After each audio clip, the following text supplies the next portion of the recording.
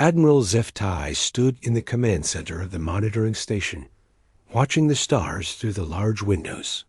His blue skin had darker spots that showed his age and wisdom. He had been watching this part of space for over 50 years, and nothing exciting ever happened here. The station floated in empty space between star systems. It was built by the Hegemony, a group of 4 alien races that controlled this part of the galaxy. They had ruled for thousands of years, and they were very good at finding new planets with life on them. Admiral called Science Officer Quindle from her desk. She was tall and thin, with silver skin that seemed to glow in the dim light. "I am getting strange readings from the Sol System." Zeftai walked over to look at her screen. The Sol System was far away, and they had never paid much attention to it before. It had a yellow star and several planets, but nothing special. "What kind of readings?" he asked. Quindle pointed at the numbers on her screen. "Energy signals that do not make sense. This system has a species that is building things in space. Big things, but they should not be able to do this yet." The Admiral looked closer. Every species they had ever found followed the same pattern. First, they learned to use fire.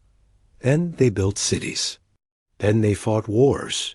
Then they learned to fly in space. It always took the same amount of time, about 10,000 years from start to finish. "How long have they been building cities?" Zeftai asked. "Only about 5,000 years, Quindle said. "They should still be fighting with swords and riding animals. But look at these energy readings. They are using power sources we did not develop until we had been in space for centuries." Far away in the Sol System, Captain Jake Morrison walked through the halls of the biggest ship ever built by humans. The UE's Leviathan was 15 kilometers long and 3 kilometers wide. It was so big that small vehicles drove people from one end to the other. Jake was 42 years old and had been in space his whole adult life. He had short brown hair and calm blue eyes. He did not get excited easily, which made him good at commanding ships. But today was different. Today, the Leviathan would leave Earth's solar system for the first time. "Captain," said Dr. Lisa Park as she walked beside him. She was the chief scientist on the ship, a small woman with black hair and quick, intelligent eyes. "The computer systems are ready for the jump to deep space." Jake nodded. The Leviathan had engines that could move faster than light, something humans had only invented 5 years ago. Most of the crew had never been further than Mars before this mission. "How many people are on board?" Jake asked. 8,000 crew members, Lisa said. "And we have enough food and supplies for 3 years." They reached the bridge, the command center of the ship. It was huge, with dozens of people working at computers and screens. Commander Ryan Kelly, the tactical officer, looked up from his station. "Captain, all systems are green," Ryan said. He was a big man with red hair and freckles. "The weapons are powered down, and the shields are ready if we need them." Jake sat in the captain's chair in the center of the bridge. Around him, his crew worked quietly and efficiently. These were the best people Earth had to offer: scientists, engineers, pilots, and soldiers. "Open a channel to Earth," Jake said. The main screen, Admiral Kate Ross appeared. She was sitting in the command center on Earth, surrounded by other military officers. Kate had gray hair and serious eyes. She had been planning this mission for 2 years.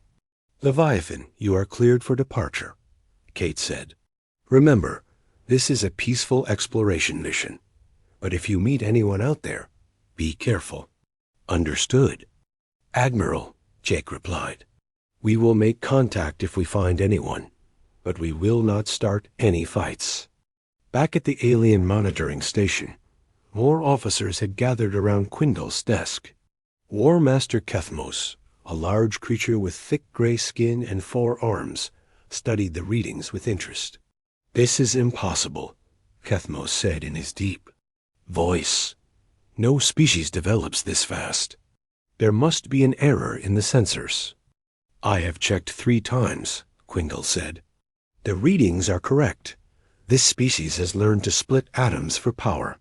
They have computers that think faster than our best machines. And they are building something very large. Admiral Zeftai made a decision. Send 3 scout ships to investigate. We need to see what these creatures are doing. Should we prepare for first contact? Asked Quindle. The Admiral thought for a moment. In all his years of service, first contact was always the same. The hegemony would arrive with their big ships and advanced technology. The new species would be amazed and grateful. They would join the hegemony willingly, happy to be part of something larger. Yes, prepare the standard greeting, Zeftai said. But send extra ships, just in case. These readings are ... unusual. On the Leviathan, Lieutenant Ben Clark sat at the communications station. He was young, only 25, with blond hair and eager eyes. He loved working with radios and computers. Captain, Ben said suddenly, I am picking up something strange. There are ships moving toward our solar system. 3 of them, I think. Jake stood up quickly. How far away? About 2 light years. They will be here in 6 hours if they keep moving at that speed. Dr. Lisa Park looked worried. Captain, those ships are moving faster than light, just like us. That means whoever is flying them has the same technology we do. Or better, Commander Ryan added quietly. Jake felt his heart beating faster. Humans had always wondered if they were alone in the universe. Now they were about to find out. Send a message to Earth immediately, Jake ordered. Tell Admiral Ross that we have company coming. He turned to look at his crew. Everyone listened carefully. We may be about to meet aliens for the first time in human history. Stay calm, follow orders, and remember that we represent all of humanity. The alien scout ships moved through space toward Earth. Their captains were confident and relaxed. They had done this many times before with many different species. It was always easy, but this time would be different. This time they were flying toward a species that had learned to fight and survive in ways the galaxy had never seen before. The humans were waiting, and they were not afraid. The first meeting between humans and aliens was only hours away, and neither side knew what was coming. The 3 alien scout ships slowed down as they reached the edge of Earth's solar system. Captain Valkos commanded the lead ship, and he had done first contact missions 12 times before. It was always the same. Show up, demonstrate superior technology, and welcome the new species into the hegemony. Scan the system. Valkos ordered his crew. Find their biggest ships and their home planet. The scanner operator, a small creature with large eyes, worked at his station.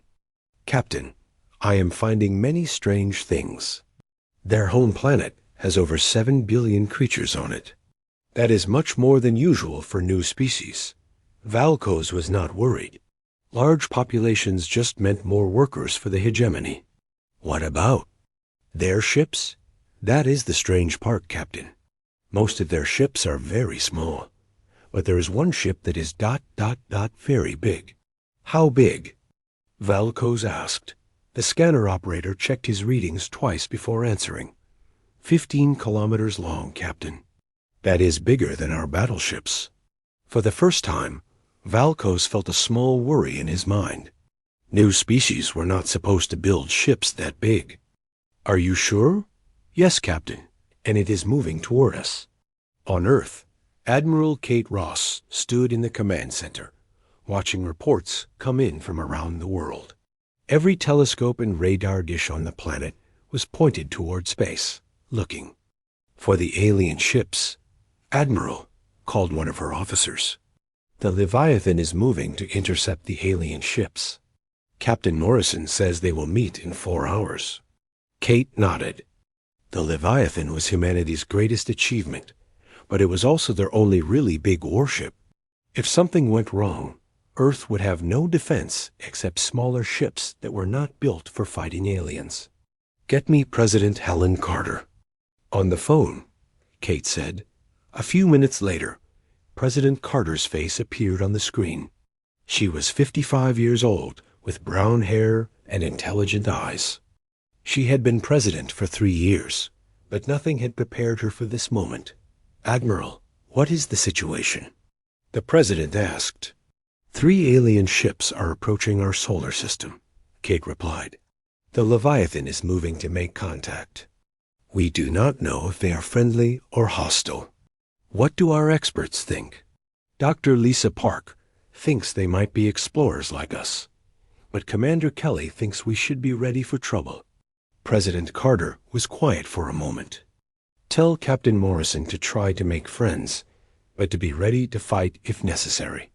And Admiral, if something happens to the Leviathan, what are our options?" Kate looked uncomfortable. "Honestly, Madam President, we do not have good options. The Leviathan has most of our best weapons and technology. Our other ships are much smaller." On the Leviathan, Captain Jake Morrison stood on the bridge, watching the alien ships get closer. They were still too far away to see clearly, but the computers were getting better readings every minute. "Captain," said Dr. Lisa Park, "I have been studying their ships. They seem to use fusion power, just like us, but their design is very different." "Different how?" Jake asked. "Our ships are built for speed and power. Their ships seem to be built more carefully, like they have lots of time and do not expect trouble." Commander Ryan Kelly looked up from his weapons station. "Captain, I have been running combat simulations. If these aliens want to fight, we can. Probably handle 3 ships. But we do not know what weapons they have." Jake nodded. "Keep the weapons powered down but ready. I want to try talking first." Lieutenant Ben Clark had been working hard to prepare for contact. "Captain, I have programs. Ready to try to communicate with them. We can start with basic math and try to build a language from there." "Good work, Ben," Jake said. "Be ready to transmit as soon as they get close enough." Diplomat Alex Turner had been quiet until now. He was a tall, thin man who specialized in negotiations and treaties. "Captain, I suggest we be polite but firm. We should make it clear that we are peaceful, but also that we are not weak." The alien ships were now close enough to see on the main screen. They were gray and smooth, about 2 kilometers long each. They looked powerful but also old-fashioned, compared to the Leviathan's sleek design. "They are trying to communicate," Ben said suddenly. "I am getting signals from them." "Put it on the speakers," Jake ordered. A strange voice filled the bridge. It sounded like music mixed with the noise of wind. None of the humans could understand it, but the computer was working to translate. The computer thinks they are greeting. U.S., but there is something else. They seem to be ... giving us orders. "What kind of orders?" Jake asked. Ben looked worried. "The computer thinks they are telling us to surrender our ships and prepare to be taken to their leaders." On the alien scout ship, Captain Velkos was getting frustrated. "Why are they not responding to our greeting?" He asked his communications officer. "They are responding, Captain, but not the way we expected. They are sending mathematical formulas and scientific data." "What does that mean?" "I think they are trying to start a conversation instead of just accepting our authority. This had never happened before." Every species the hegemony had contacted had immediately recognized their superior technology and agreed to join. But these humans seemed to want to talk as equals. "Show them our power," Velkos decided. "Fire at that asteroid." The 3 alien ships fired their plasma weapons at a large asteroid nearby. The rock exploded in a bright flash, completely destroyed. On the Leviathan, the crew watched the demonstration quietly. "Well," Commander Ryan said, "now we know they have weapons." And they know we saw them use those weapons, added Dr. Lisa. Park. Captain Jake made a decision. Then, send them a message.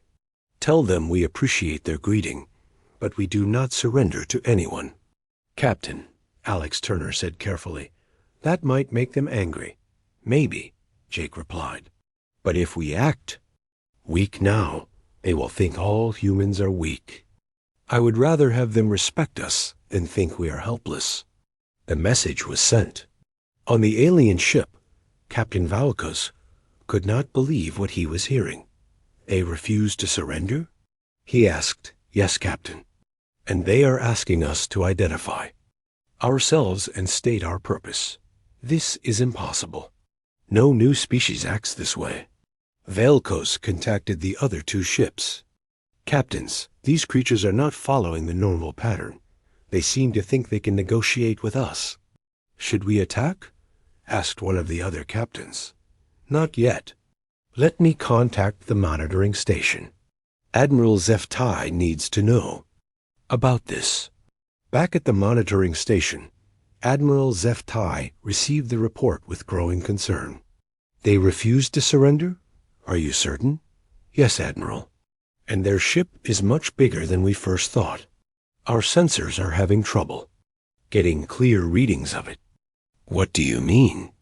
The hull seems to be made of materials we do not recognize, and the energy readings are very strange. Zeftai made a quick decision. I am sending reinforcements. 9 more ships, including 2 battleships. If these creatures want to be difficult, we will show them the full power of the hegemony. Should we attack now, Admiral? No, not yet. Try to communicate with them one more time. But if they continue to refuse our authority, we may have no choice. On the Leviathan, Captain Jake received a report from Earth. Captain, Admiral Kate. Ross said from the screen, our deep space sensors are detecting more alien ships heading your way. At least 9 of them, and some are much bigger than the first 3. Jake felt a cold feeling in his stomach. The situation was getting more serious very quickly. How long until they arrive? He asked. 6 hours, maybe 7. Jake looked around his bridge at his crew. They were all watching him, waiting for orders. These people trusted him to make the right decisions, not just for the ship, but for all of humanity. Admiral, I need you to prepare Earth's defenses, just in case, Jake said, and get every ship we have ready to fight. What are you planning to do, Captain? Jake looked at the 3 alien ships on his screen and thought about the 9 more ships coming. I am going to try to convince them that attacking humanity would be a very bad idea. The 9 additional alien ships arrived exactly when Admiral Kate Ross had predicted. Captain Jake Morrison watched them appear on his screens, forming a line with the 3 ships that were already there. 12 alien vessels now faced the Leviathan. Captain, Commander Ryan Kelly said quietly, their biggest ships are about 4 kilometers long. Still smaller than us, but there are a lot of them. Dr. Lisa Park was studying the sensor readings. Jake, I am seeing something interesting. Their ships all look different from each other. I think they are from different species working together. That could be good or bad, Jake replied. If they are allies, they might be reasonable. If some species are controlling the others, this could get complicated. Lieutenant Ben Clark looked up from his station. Captain, they are transmitting again. This time it sounds more formal, like an official message. Put it through the translator, Jake ordered. A new voice came through the speakers, deeper and more commanding than before. The computer worked for several seconds before producing a translation. Creatures of the 3rd planet, I am Counselor Threnak of the Galactic Hegemony. You will surrender your vessel immediately and prepare to be escorted to processing facilities. Your species will be evaluated for integration into our civilization. Resistance is futile and will result in the destruction of your ship. The bridge was silent for a moment.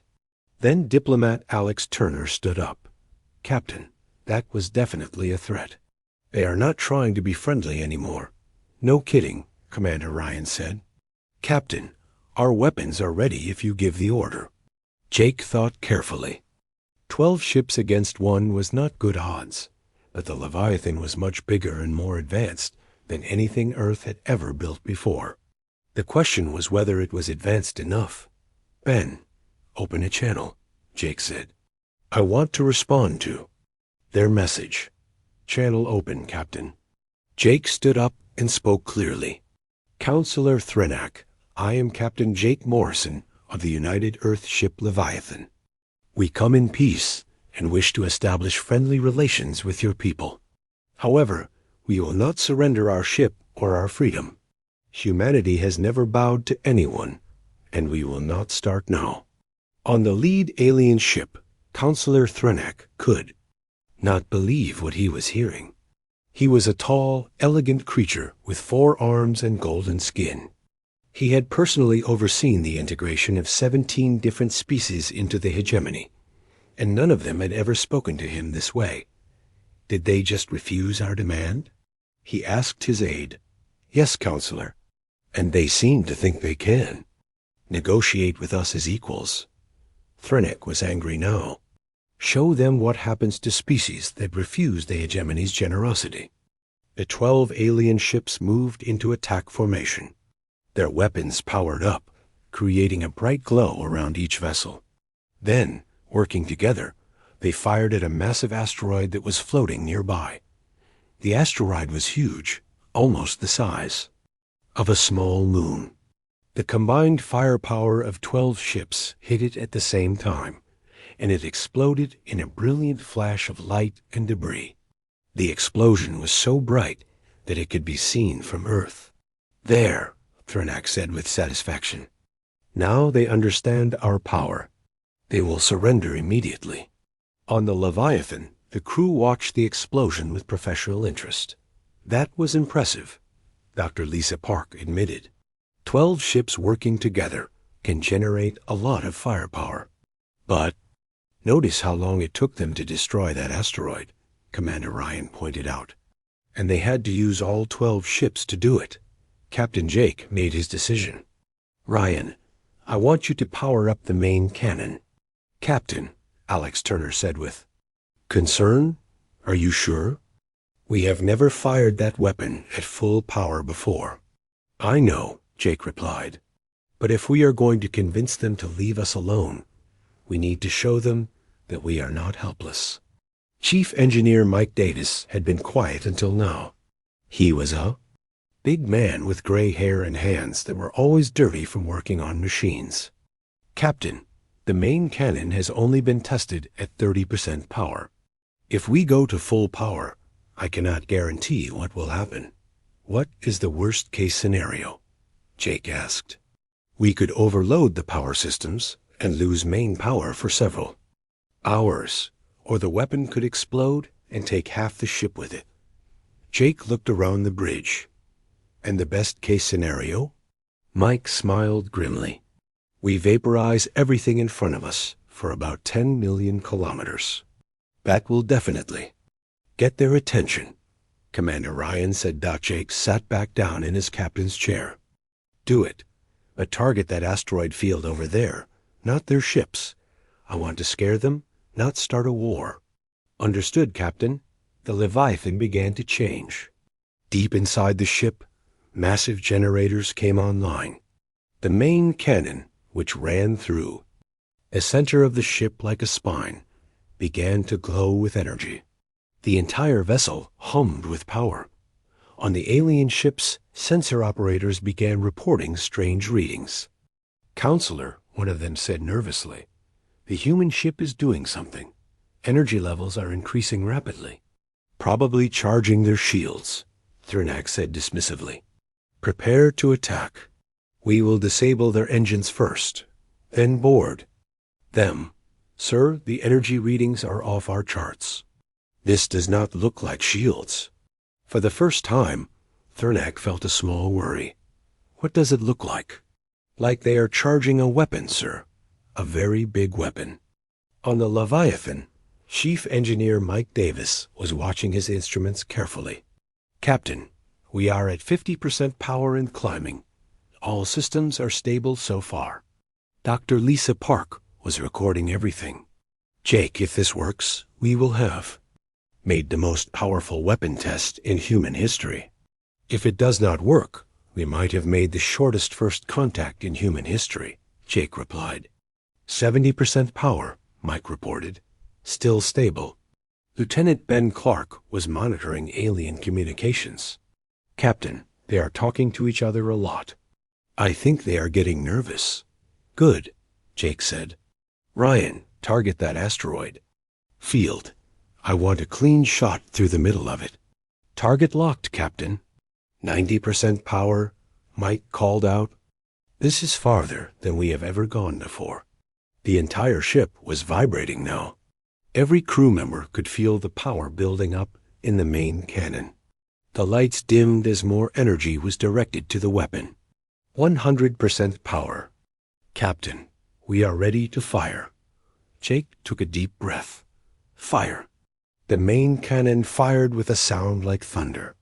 A beam of pure energy, brighter than the sun, shot out from the Leviathan. It hit the asteroid field and kept going, cutting through. Rock and ice like they were not even there. The beam traveled for millions of kilometers, destroying everything in its path. Where there had been hundreds of asteroids, there was now just empty space and glowing dust. The alien ships went completely silent. On Counselor Threnak's ship, every alarm was going off at once. The sensor operator was staring at his screens. In shock. Counselor, he whispered, that beam is still coherent at 8 million kilometers.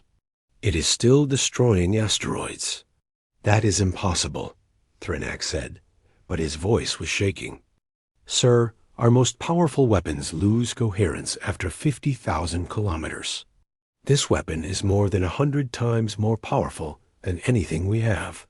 War Master Kethmos, commanding one of the battleships, contacted Threnak immediately. Counselor, we must retreat immediately. This species is far more dangerous than we thought. No, Threnak said, but he did not sound confident anymore. One ship cannot defeat 12. It was just a lucky shot. Counselor, look at the energy. Readings. That ship still has full power. It could fire again immediately. On the Leviathan, Captain Jake was pleased with the results. Nice shooting, Ryan, he said. Mike, how are the systems? All green, Captain. The weapon performed perfectly. We could fire again right now if we needed to. Ben, are the aliens saying anything? Lieutenant Ben Clark listened to the alien communications. Captain, they are arguing with each other. Some want to attack us. Others want to run away. And what do you think they will do? I think they are scared, Captain. Really scared. Jake opened a channel to the alien fleet. Counselor Threnak, I hope you understand we do not wish to fight, but we will defend ourselves if we must. Perhaps we can discuss this situation peacefully. There was a long silence before Threnak replied. His voice was much less confident than before. Captain Morrison, your weapon is ... impressive, but you are still outnumbered 12-1. That is true, Jake admitted. But Counselor, we only need to fire 12 times. The alien fleet began to spread out, no longer in tight formation. Some ships were already turning away, preparing to run. Jake smiled grimly. Sometimes the best way to avoid a fight was to prove you could win it. War Master Kethmos had seen enough. While the other alien commanders argued about what to do, he made his own decision. His ship and 5 others broke away from the main group and began moving toward the Leviathan. This ends now, Kethmos growled. To his crew, 1 ship cannot defeat 6. We will destroy them before they can fire that weapon again. On his ship's bridge, Captain Valkos tried to stop him. War Master, Counselor Threnak ordered us to hold position. Threnak is a diplomat, not a warrior, Kethmos replied. If we let this human ship escape, they will return with more ships like it. We must destroy them now, while we have the chance." The 6 attacking ships accelerated toward the Leviathan, their weapons charging for battle. On the Leviathan's bridge, Lieutenant Ben Clark noticed the movement immediately. "Captain, 6 of their ships are breaking formation. They are coming straight at us." Double quotes. Captain Jake Morrison stood up quickly. "How long until they reach us?" 3 minutes at their current speed," Commander Ryan Kelly replied. "Captain, they are powering up weapons. This is definitely an attack." Dr. Lisa Park looked worried. "Jake, we can fire the main cannon again, but we can only hit 1 ship at a time. 6 ships can spread out and attack us from different directions." Jake nodded grimly. A main cannon was incredibly powerful, but it was designed to destroy large targets, not to fight multiple smaller ships at once. "Ryan, what other weapons do we have?" Jake asked. "Defensive turrets, plasma cannons, and missile systems," Ryan replied. "But Captain, most of those weapons have never been tested in real combat." "Well, we are about to test them now," Jake said. "All hands, battle stations. This is not a drill." Alarms began ringing throughout the massive ship. 8,000 crew members ran to their positions, preparing for humanity's first space battle against aliens. Chief Engineer Mike Davis contacted the bridge from the engine room. "Captain, I am giving you full power to all systems. We have enough energy to fight. For hours if necessary." "Thank you, Mike," Jake replied. "Try to keep us in one piece." The alien ships were now only 1 minute away. War Master Kethmos opened a channel to his attacking force. "Remember, we are fighting for the future of the hegemony," he said. "If this species is allowed to develop further, they could threaten everything we have built. Destroy that ship completely." On the Leviathan, Navigator Tony Brooks was at his station, ready to move the massive ship if necessary. He was young and nervous, but he had trained for this moment his whole career. "Captain," Tony said, "I can try evasive maneuvers, but we are not exactly built for dogfighting." "Do your best," Jake replied. "Just keep us moving." The attack began when the alien ships were still 50,000 kilometers away. Plasma bolts and energy beams shot toward the Leviathan from 6 different directions. But something unexpected happened. The Leviathan's defensive systems came online automatically. Dozens of small turrets emerged from the ship's hull, shooting down the incoming weapons fire with perfect accuracy. "What?" Or Master Kethmos stared at his screens in disbelief. "How are they stopping our weapons?" His weapons officer was equally confused. "Sir, their defensive fire is too accurate. It is like their computers can predict exactly where our shots will go." On the Leviathan, Dr. Emma Stone was monitoring the defensive systems from the science station.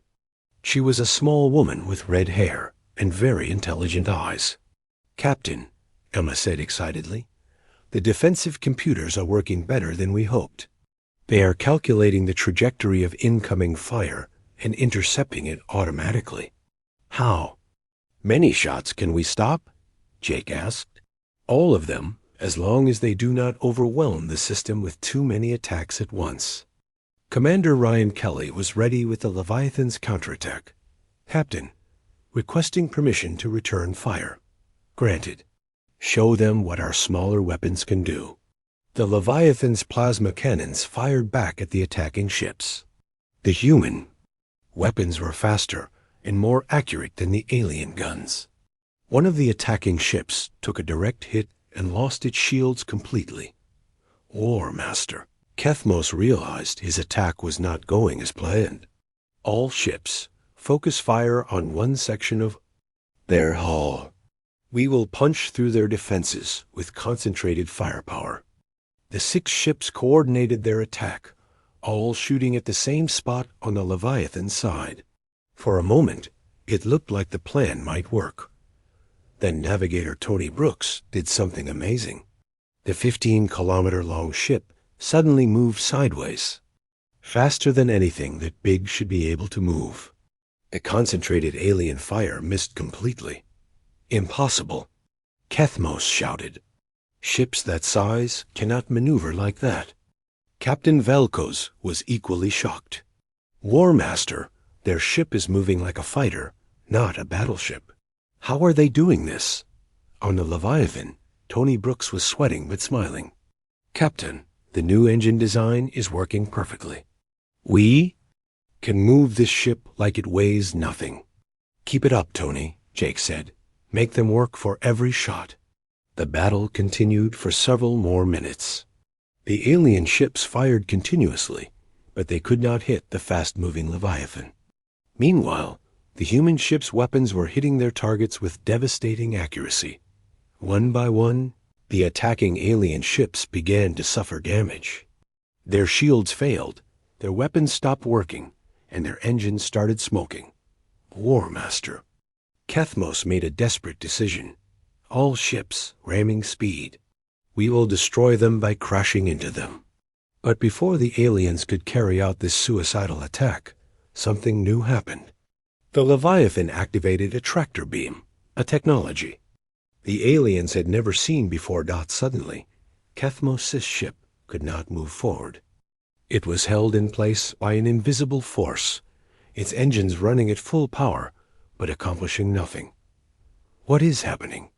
Kethmos demanded. Sir, we are caught in some kind of energy field. We cannot break free. On the Leviathan, Dr. Lisa. Park was operating the tractor beam controls. Captain, I have their lead ship locked in place. The others are trying to escape. Let them go, Jake said. But keep that one. I want to have a conversation with their commander. The remaining 5 alien ships retreated quickly, their confidence completely destroyed. They had attacked what they thought was one helpless ship, and instead they had been defeated by technology they did not understand.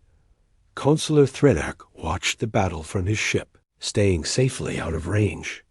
He was horrified by what he had seen.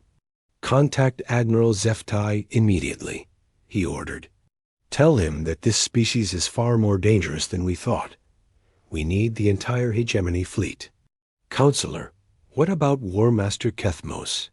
Threnak looked at the captured alien ship, held motionless by the human tractor beam. I am afraid the War Master has learned why we do not attack species we do not understand. On the Leviathan, Captain Jake Morrison opened a channel to the captured alien ship. War Master Kethmos, I am going to give you a choice, Jake said calmly. You can surrender and become our prisoner, or you can sit there until your life support runs out. What will it be? There was a long silence before Kethmos replied. His voice was full of defeat and confusion. Captain Morrison, how is this possible? We had 6 ships against your one. We have been fighting space battles for thousands of years. War Master, there is something you need to understand about humans, Jake said. We have been fighting each other for our entire history. We have learned to build ships that can survive anything and weapons that can destroy anything. You may have more experience with space battles, but we have more experience with war. Dr. Lisa Park prepared a boarding team to search the captured alien ship. She wanted to learn about their technology and their culture. Captain, she said quietly, this could be our chance to understand who these aliens really are and what they want. Jake nodded. Do it, but be careful.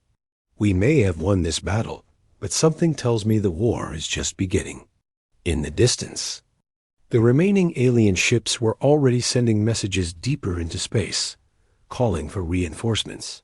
The hegemony had ruled the galaxy for thousands of years, and they were not going to give up easily. But humanity had just proven that they could fight back, and that changed everything. Dr. Lisa Park floated through the airlock into the captured alien ship, wearing a full spacesuit and carrying a translator device. Behind her came 6 other crew members, all armed but trying to look peaceful. The inside of the alien ship was very different from human ships. The corridors were wider and taller, built for creatures larger than humans. The walls were covered with strange symbols that glowed softly in the dim light. "This is incredible," Lisa said into her radio. "Captain, their technology looks advanced, but also very old-fashioned. Everything seems to be built to last forever, rather than to be efficient." War Master Kethmos was waiting for them in what appeared to be the ship's command center. He was a massive creature, almost 3 meters tall, with thick gray skin and 4 muscular arms.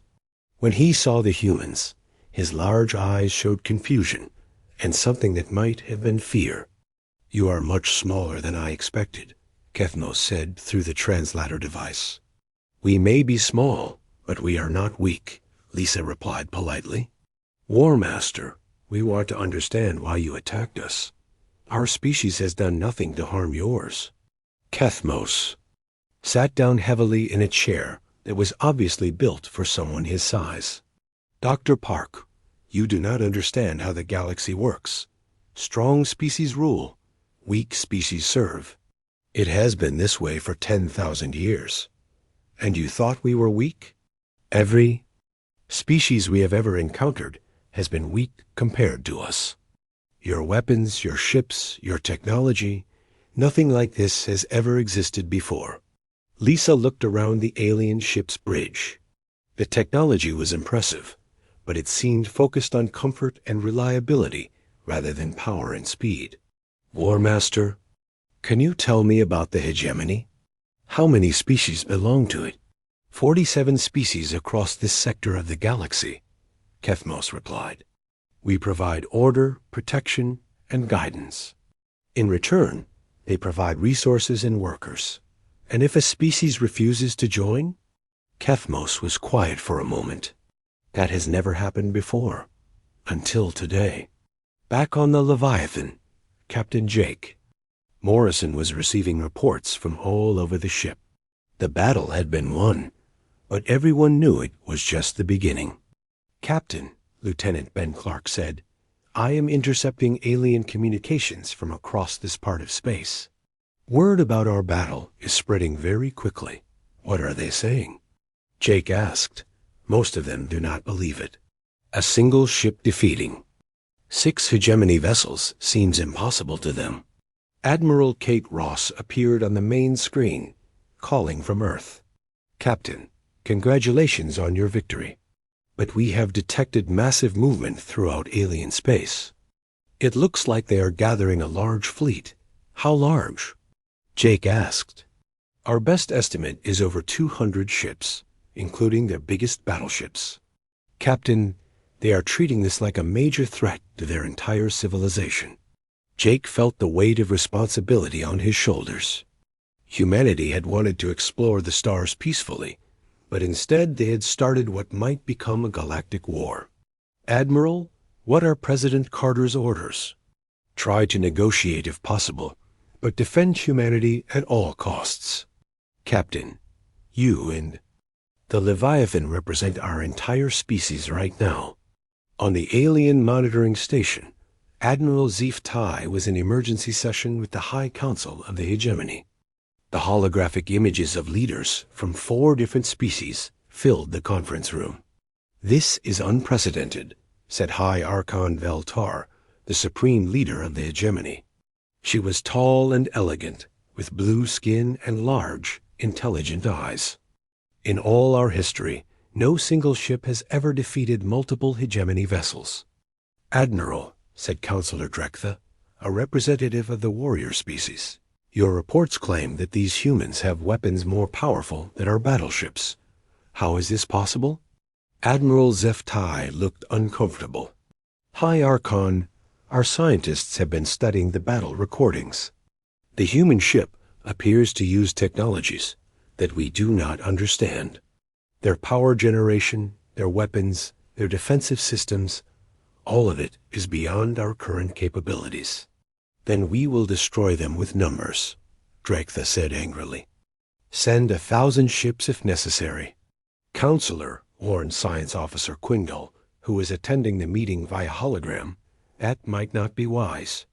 If one human ship can defeat 6 of ours, we need to consider the possibility that they have more ships like it. High Archon Veltar made a decision. Admiral Zeftai, take a fleet of 50 ships to the human system. Try to negotiate first, but be prepared to destroy them if they refuse to submit. And if they have more ships like the first one? The Admiral asked. Then we will learn whether the hegemony has a future or not. 3 days later, Dr. Lisa Park had spent many hours talking with War Master Kethmos and his crew. She had learned a lot about the hegemony and how they controlled other species. Captain, she reported to Jake, I think I understand the situation now. The hegemony is not evil, exactly. They genuinely believe they are helping other species by giving them order and protection. But they have never encountered a species that could match their technology. What do you think they will do now? Jake asked. They are scared, Jake. For the first time in thousands of years, they have met something they cannot control. They will probably send a much larger fleet to try to destroy us. How much larger? Kethmos thinks at least 50 ships, maybe more. Jake sighed. The Leviathan was powerful, but 50 ships was a lot, even for them. Dr. Park, ask Kethmos if there are other species in the hegemony who might want to be free. Lisa talked with the War Master for another hour, then contacted Jake with interesting news. Captain, Kethmos says there are many species who joined the hegemony because they had no choice. If they knew there was an alternative, some of them might be willing to rebel. That could be useful, Jake said. If we have to fight the hegemony, it would be better to have allies. 2 weeks after the first battle, Admiral Zeftai arrived at the edge of Earth's solar system with 53 ships. It was the largest fleet the hegemony had assembled in centuries. But when they arrived, they found something they had not expected. The Leviathan was not alone anymore. Admiral, reported his sensor officer, there are 7 human ships in the system.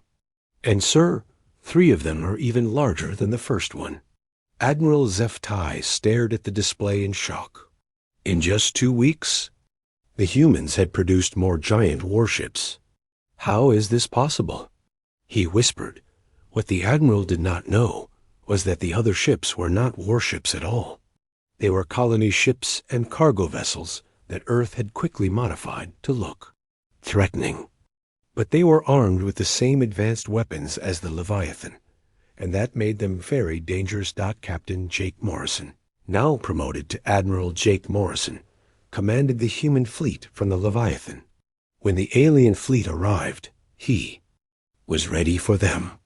Admiral Zeftai, Jake broadcast, I am Admiral Morrison of the United Earth Fleet. We do not want war, but we will not surrender. I suggest we talk before this situation gets worse for both of us. Admiral Zeftai agreed to meet. 2 hours later, he was aboard the Leviathan, sitting across from Jake in a conference room.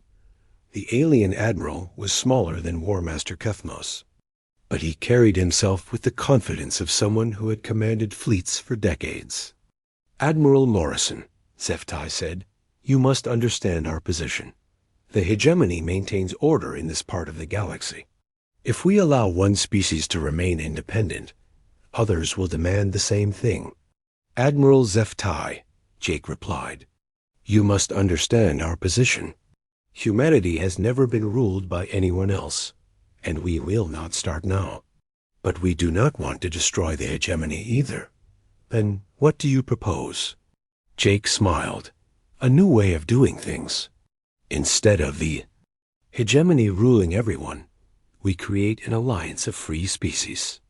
Each species governs itself, but we work together for mutual protection and trade. Impossible. The galaxy would fall into chaos without central authority. Admiral, how many rebellions does the hegemony face each year? Zeftai looked uncomfortable. There are always some troublemakers. And how much does it cost to keep 47 species under control? The costs are significant.